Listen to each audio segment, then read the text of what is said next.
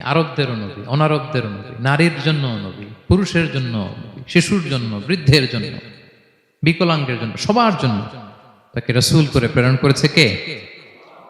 তাহলে সবার জন্য তিনি নবী, মানুষের জন্য, for the mankind, for the জিনকাইন্ড, for the animal kind, সবার জন্য তিনি রাসূল হয়ে পৃথিবীতে প্রেরিত হয়েছেন। আল্লাহ তাআলা অন্য আয়াতে বলেন, ওয়ামা আরসালনাকা ইল্লা রাহমাতাল লিল আলামিন, I have sent you as a mercy for the entire universe. নবী, গোটা বিশ্বের সবার জন্য আপনাকে আমি রহমত করে প্রেরণ করেছি। সবার জন্য, মাছের জন্য, গাছের জন্য, পাহাড়ের জন্য। তিনি শুধু আমাদেরই নবী নন, সবার নবী তিনি। এমনকি পশু পাখি বিষ্ণু সাল্লাল্লাহু আলাইহি ওয়াসাল্লামকে দেখে চিনতে পারত। একবার এক আনসারী সাহাবীর খেজুর বাগানে বিষ্ণু সাল্লাল্লাহু আলাইহি ওয়াসাল্লাম ঢুকলেন। এক উট এসে কাঁদতে লাগলো বিষ্ণু সাল্লাল্লাহু আলাইহি ওয়াসাল্লামের কাছে। বিষ্ণু নবী আদর করে দিলেন। কানে কানে কি জন্য বললো? বিষ্ণু সাল্লাল্লাহু আলাইহি ওয়াসাল্লাম সাহাবাদের বললেন, তোমরা জানো সে কি বলেছে?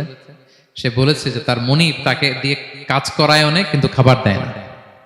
বিষ্ণু সাল্লাল্লাহু আলাইহি ওয়াসাল্লামকে সে চিনতে পেরেছে, বিষ্ণু সাল্লাল্লাহু আলাইহি ওয়াসাল্লামের কাছে এসে অভিযোগ দিয়েছে। এবং তিনি যখন নবী হবেন ভাব 6 মাস আগ দিয়ে, নবী হওয়ার আগে দিয়ে কিছু কিছু ঘটনা ঘটতো। তো বিষ্ণু সাল্লাল্লাহু আলাইহি ওয়াসাল্লাম বলেন, আমি প্রায় যখন মক্কার উপত্যকার পাশ দিয়ে যেতাম, বিভিন্ন পাথরের মধ্যে থেকে আমি আওয়াজ শুনতাম, আসসালামু আলাইকা ইয়া রাসূলুল্লাহ। মদিনায় অবস্থানরত অবস্থা বিষ্ণু সাল্লাল্লাহু আলাইহি ওয়াসাল্লাম বলেছেন যে এখন যদি আবার মক্কায় যেতে পারতাম, তোমাদেরকে পাথরটা দেখাতে পারতাম। আমি পাহাড়ের পাশ দিয়ে যখন যেতাম, পাথর থেকে আওয়াজ আসতো, আসসালামু আলাইকা ইয়া রাসূলুল্লাহ। তার মানে পাথর নবীকে চিনতো কি চিনতো না? বলেন বলেন। তাহলে প্রাণী চিনেছে নবীকে, পাথর চিনেছে, গাছ নবীকে চিনত। মসজিদে নববীতে খেজুরের গাছ দিয়ে পিলার করা হতো। বিষ্ণু সাল্লাল্লাহু আলাইহি ওয়াসাল্লাম একটা খেজুর গাছের মরা খেজুর গাছের পিলারের মধ্যে হেলান দিয়ে তিনি খুতবা দিতেন। বিষ্ণু নবীর বড় কষ্ট হতো। তো এক সাহাবী বলেন, ইয়া রাসূলুল্লাহ, আমার একজন কাঠ মিস্ত্রি পরিচিত আছে, আপনি বললে আপনাকে একটা মিম্বার বানায় দিব। কি বানায় দিব? মিম্বার চিনেন তো না? কি করে, জুমার খুতবা দেয় না বসে? তো সাহাবী বলে, ইয়া রাসূলুল্লাহ, আমার এক কাঠ মিস্ত্রি আছে, আমি একটা মিম্বার বানায় দিব আপনাকে, আরাম হবে, বসে বসে খুতবা দিবেন। বিষ্ণু সাল্লাল্লাহু আলাইহি ওয়াসাল্লাম বলেন, ঠিক আছে, নিয়ে আসো। কিছুদিন পরে ওটা নিয়ে আসা হলো, ফলে লোকেশন চেঞ্জ হলো। আগে একটা মরা খেজুর গাছের পিলারের মধ্যে হেলান দিয়ে কথা বলতেন, এবার ওই যে মিম্বার সেট করা হয়েছে ওই পাশে, ওখানে বসে বসে এখন তিনি নাসিহাত করেন। তো একদিন আলোচনা করার সময় হঠাৎ সাহাবারা কান্নার আওয়াজ শুনতে পেল। কিসের আওয়াজ?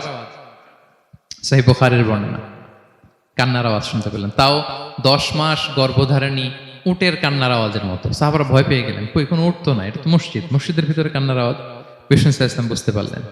তিনি মিম্বার থেকে নেমে যে ওই যে আগে যেই মরা খেজুর গাছের পিলারের মধ্যে হেলান দিয়ে ওয়াজ করতেন, ওই পিলারটারে আদর করতে আরম্ভ করলেন।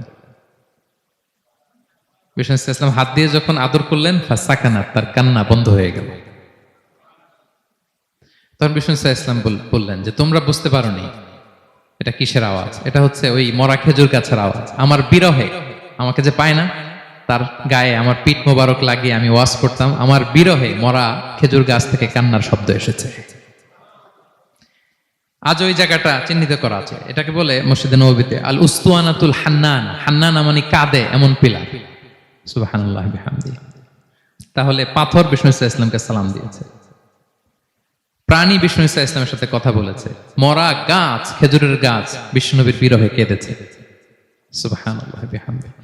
বিষ্ণু সাল্লাল্লাহু আলাইহি ওয়াসাল্লামের ইউনিক ফিচার এগুলো। বিষ্ণু সাল্লাল্লাহু আলাইহি ওয়াসাল্লাম, আমরা যেমনি মাঝে মাঝে আমাদের লাইফে আপস এন্ড ডাউনস থাকে, ওনার জীবনেও ছিল। একটা সময় ছিল বিষ্ণু সাল্লাল্লাহু আলাইহি ওয়াসাল্লামের এমন এসেছে যে ওনাকে ঘরে শেল্টার দিতেন ওনার স্ত্রী খাদিজাতুল কুবরা তাহেরা রাদিয়াল্লাহু তাআলা আনহা। মেন্টালি সাপোর্ট দিতেন, ফিনান্সিয়ালি সাপোর্ট দিতেন। উনি মারা গেলেন।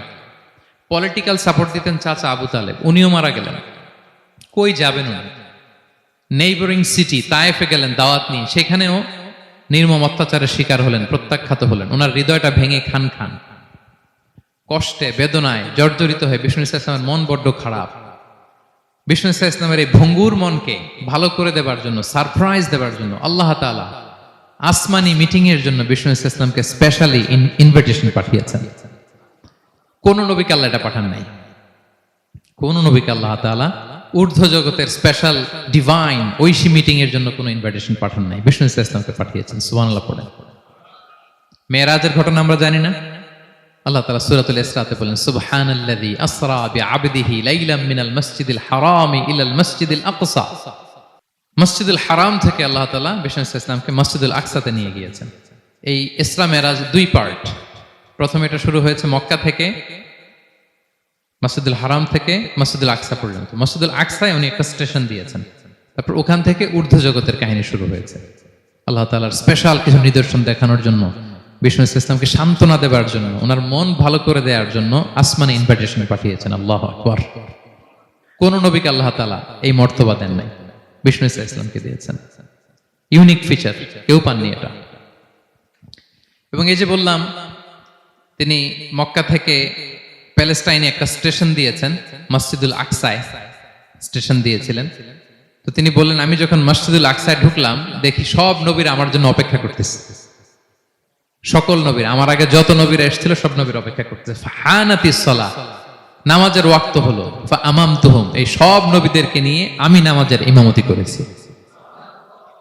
সব নবীদেরকে নিয়ে বিষ্ণু ইসলাম মসজিদুল আকসা ইমামতি করেছেন। এই সুযোগ আর অন্য কোন নবী পেয়েছে কি? আওয়াজ করে বলেন, পেয়েছে? ইউনিক ফিচার বিষ্ণু ইসলামের। মেরাজে গিয়েছেন, ইউনিক ফিচার। সবাইকে নিয়ে ইমামতি করেছেন, ইউনিক ফিচার।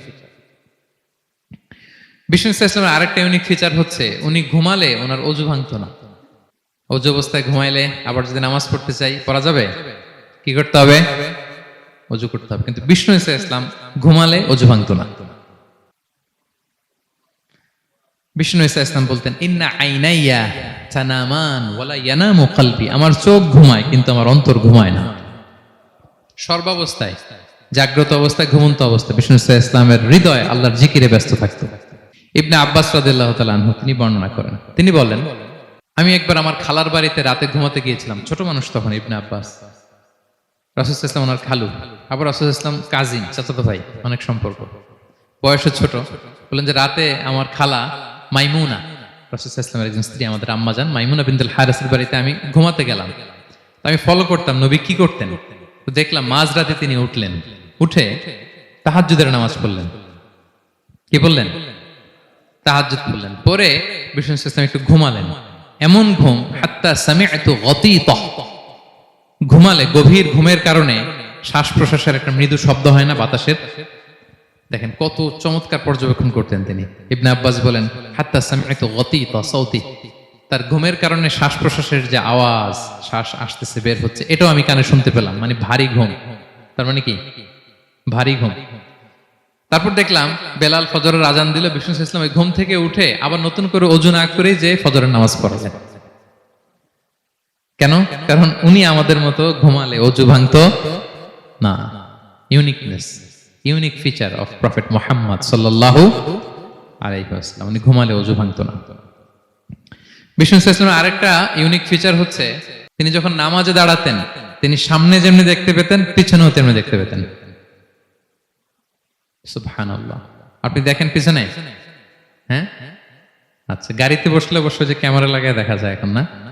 রাসূল সাল্লাল্লাহু আলাইহি ওয়াসাল্লাম সামনে কেবলায় যেরকম দেখতেন, পেছনেও দেখতেন।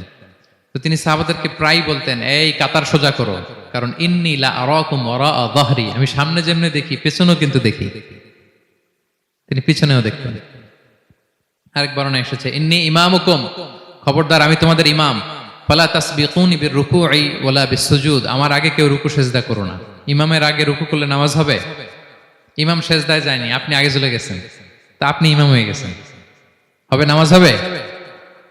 রাসূল সাল্লাল্লাহু আলাইহি ওয়াসাল্লাম বলেন, খবরদার আমার আগে রুকু সিজদা করো না, খবরদার করো না, আমি কিন্তু দেখি। ফা ইন্নী আরাকুম মিন আমামি ওয়া মিন খালফি, সামনে যেমনি দেখি পেছনেও দেখি।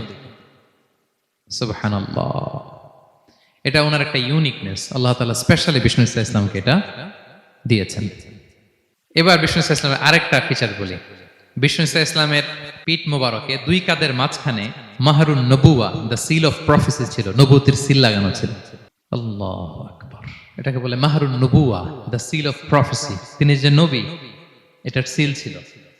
তাওরাত এবং ইনজিলে এই কথাটা এসছে যে শেষ নবীকে চিনার একটা মাধ্যম হচ্ছে ওনার পিঠে দুই কাঁধের মাঝখানে দ্য সিল অফ প্রফেসি পাওয়া যাবে, নবুয়তির চিহ্ন। আল্লাহু আকবার। এটা অনেক সাহাবারা দেখেছেন এই চিহ্নটা। এটার সাইজ কতটুকু? কান্নাহু বাইদাতু হামাম, কবুতরের ডিমের যে সাইজ ওই সাইজ।